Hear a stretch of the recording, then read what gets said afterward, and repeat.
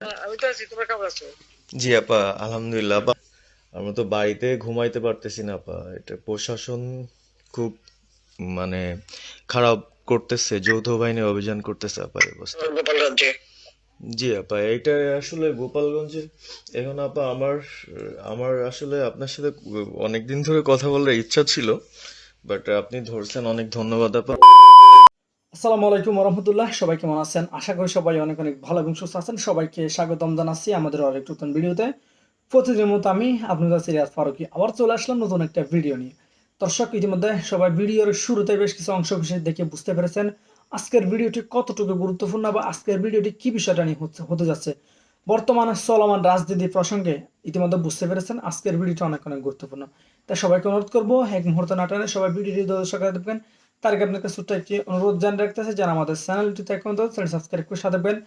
চলুন আমরা ভিডিওর বাকি অংশগুলো আমরা একটু বিস্তারিত দেখে আসবো। সবাইকে অনুরোধ করবো এক মুহূর্ত না টেনে একটা লাইক দিয়ে সবাই ভিডিওটি ধৈর্য সহকারে দেখতে থাকুন। আমি তো আছি, তোমরা কেমন আছো? জি আপা, আলহামদুলিল্লাহ আপা। আমার চিনছেন, আমি ছাত্রলীগের যুগ্ম আহ্বায়ক, গোপালগঞ্জ সদরের আপা। হ্যালো হ্যাঁ। আপা, আপনাকে খুব মিস করতেছি আপা। দেশের অবস্থা তো হ্যাঁ, খুবই বলো বলো। আপা, দেশের অবস্থা তো খুবই খারাপ আপা। আমাদের খুবই খারাপ। সবার উপরে শুরু করছে এখন খুন করা। আপা, আর ওই যে আজকে গতকালকে রাতে তো আপনার পার্টি অফিস থেকে 6 জনকে গ্রেপ্তার করছে, মানে গোপালগঞ্জের পার্টি অফিস থেকে আপা। আপনি নিউজ জানেন কিনা আপা? আমরা তো বাড়িতে ঘুমাইতে পারতেছি না আপা। এটা প্রশাসন খুব মানে খারাপ করতেছে, যৌথ বাহিনী অভিযান করতেছে আপা এই অবস্থা। হ্যালো হ্যাঁ, ওখানে তো একজন শিবির আর একজন হলো ছাত্র দল, তাদেরকে বসাইছে এখন গোপালগঞ্জে। জি আপা, এটা আসলে গোপালগঞ্জে এখন আপা আমার আমার আসলে আপনার সাথে অনেকদিন ধরে কথা বলার ইচ্ছা ছিল, বাট আপনি ধরছেন, অনেক ধন্যবাদ আপা। আর আমাদের গোপালগঞ্জে একটা দিক নির্দেশনা দিবে এরকমের একজনকে একটু সেট করলে আমাদের জন্য ভালো হয়। আর দ্বিতীয়ত তাহলে সারা বাংলাদেশের নেতাকর্মীরা হয়তোবা নামতে পারতো। হ্যাঁ, একজনের নাম বলবা, সাথে সাথে তাদের একটা মামলা দেবে এবং গ্রেপ্তার করে নেবে। ও, তাহলে তো ওইটা আসলে, তাহলে তো সেটাও তো আসলে, তাহলে আমাদের কোন দিকে যে যাব আপা আসলে। আহ, না, নিজেদেরই করতে হবে, যে যেখানে যার অবস্থান থেকে কাজ করতে হবে। আপা, আমার ইউনিয়ন হলো বুড়াশি ইউনিয়ন। এই যে আপনি যে নৌকায় করে চলতেন, মানে যে রাস্তা দিয়ে যেতেন। জি, আমি চিনি।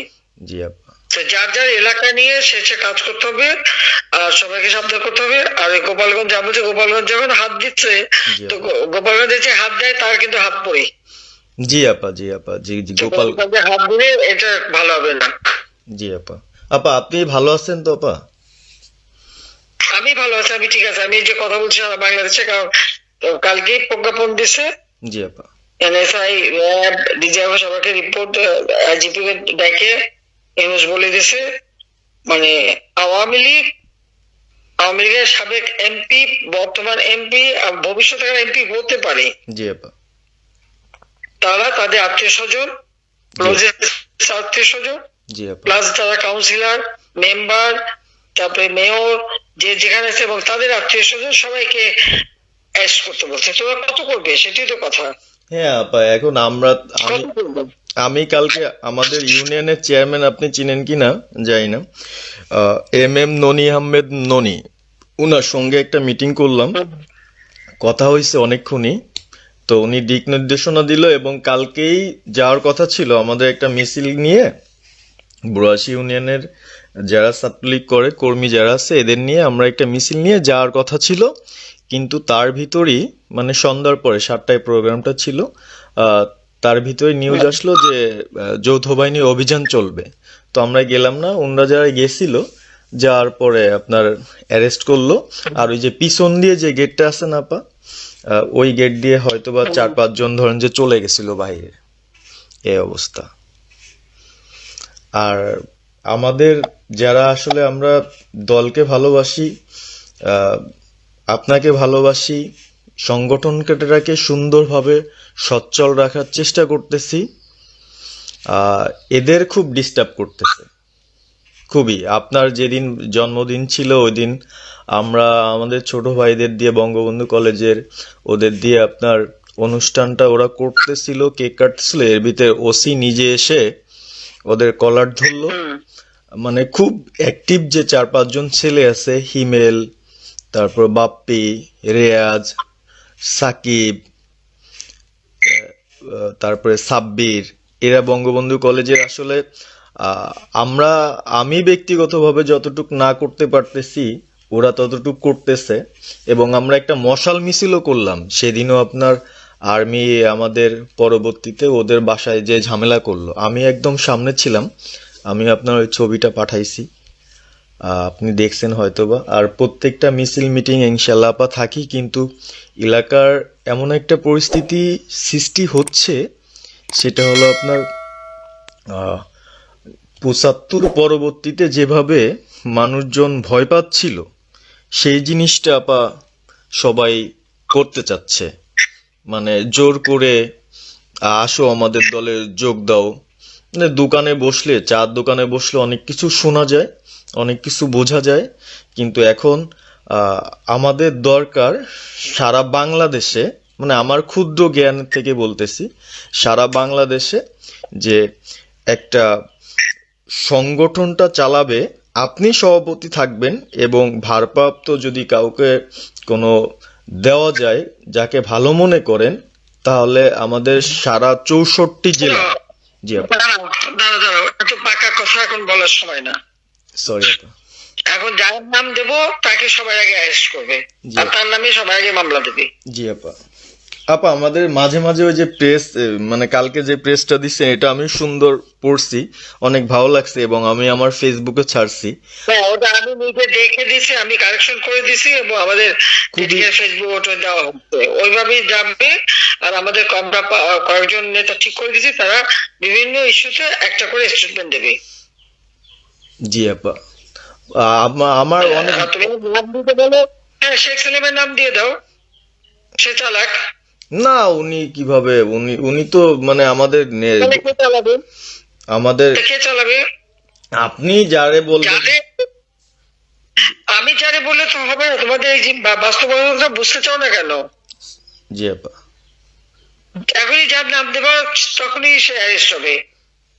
তাহলে আপনি। সাজার খান, জি হ্যাঁ সাজার খান নামছে, শাস্তি তাকে অ্যারেস্ট করছে। জি আপা। বসে বসে মানে কার কাছ থেকে কি পাকা কথা শুনবো বলে তো লাভ নেই। জি আপা। এদের নর্মাল, আমাদের তো নর্মাল রাজনীতি করতে দেবে না। জি আপা। ওই ওসি যে ওসিকে কলার ধরছে, ওসির নাম কি, ওসির বাড়ি কোথায়, সেটা খোঁজ করে বার করো, আমায় পাঠাও। ঠিক আছে আপা, আমার আপা যদি সুযোগ থাকে আপা, হ্যাঁ। আমি আজকেই আপনাকে ওই বিস্তারিত পাঠাচ্ছি, উনি কত সালে ঢুকছে সবকিছু পাঠাচ্ছি আপা আপনাকে। সবকিছু দাও, বললো যে 1 মাঘের শীত যায় না। ঠিক আছে আপা। 15 বছর দেশ বেতন ভাতা বাড়াইছি, রেশন বাড়াইছি, এই পুলিশের সবকিছু করে দিছি, জি আপা। আর্মিদের করে দিছি। জি এই আপা। পর্যন্ত যে কজন সব আমার প্রমোশন পাওয়া। জি আপা। আর এখন একেবারে এই যে ওই সুদখোর ইউনূসের কথা শুনে লাফাচ্ছে, আর ওই জামাতের ওরা কয়দিন আছে, জি আপা। সামনের 1 মাস থেকে কিনা দেখো। জি আপা। জি আপা, দোয়া করেন আপা। আর আমি আপনাকে 1 মাস আগে কিনা দেখো, তখনই আপনারা যারা বেশি বাড়াবাড়ি করেন কোথায় যাবেন সেটা বুঝে নিয়েন। জি আর এই তালিকা সব করে রাখো। আপা। আর যারা এই যে ঘর বাড়ি ভাঙা পোড়ানো, তাদেরকেও হিসাবটা নাম রাখো, এবার যেন ভুল না হয়, পরে এর চাচা, ওর মামা, ওর শ্বশুর, ওর শাশুড়ি, এইগুলি যেন না হয়। আপা। এবার গুইনে গুইনে গুইনে গুইনে হিসাব নেওয়া হবে। জি আপা। জি আপা। আমি গত 2001 কিচ্ছু বলিনি, আমি 2009 সরকার এসেও আমি ওসব কাউকে কিছু বলি না, আমি দেশের উন্নয়ন করছি। আল্লাহ এরপরে যদি আল্লাহ যদি সুযোগ দেয়, তার আগে যারা আমার নেতা কর্মীকে হাত দিচ্ছে, কোপায় কোপায় ছাত্রলীগে মারতেছে, প্রত্যেকের এক একটা শিক্ষা আমি দিয়ে ছাড়বো। আর আমি যেটা বলি আমি তা করি। তো প্রিয় দর্শক, বিষয়টা নিয়ে আপনার মতামত জানতে চাই কমেন্ট সেকশন, অবশ্যই একটা লাইন ভিডিওটি সম্পর্কে কমেন্ট করে জানাতে বলবেন। আর কে কোথা থেকে ভিডিওটি দেখেছেন অবশ্যই কমেন্ট করে দ্রুত জানিয়ে ফেলেন। ভালো থাকবেন, সুস্থ থাকবেন, আমাদের চ্যানেলে নতুন সাবস্ক্রাইব করে সাথে থাকবেন। দেখবো অন্য কোনো ভিডিওতে। ভালো থাকবেন, সুস্থ থাকবেন।